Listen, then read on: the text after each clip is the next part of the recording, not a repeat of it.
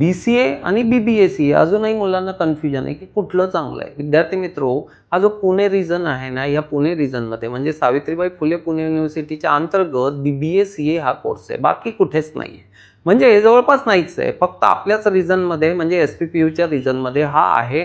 सावित्रीबाई फुले पुणे युनिव्हर्सिटीने हा जो कोर्स आहे अराउंड 2019 लॉन्च केला होता. त्याच्या आधी BCA हे कॉमर्स ब्रांचच्या अंडरच यायचं.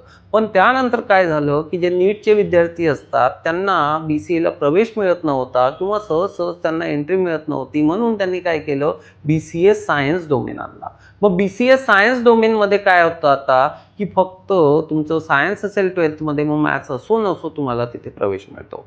मात्र एक लक्षात ठेवा, तुमचं BBACA असो का BCA असो, एक्झिट पॉईंट दोघांचा सारखा आहे. तुम्हाला दोघांनंतर MCA करता येतं, दोघांनंतर तुम्हाला MBAला जाता येतं. तर करिअर ऑप्शन्स तिथे कुठलेही रिस्ट्रिक्ट होत नाही. BCA असो का BBACA असो, कुठलीही अडचण नाही आहे. म्हणून जास्त आता विचार करू नका.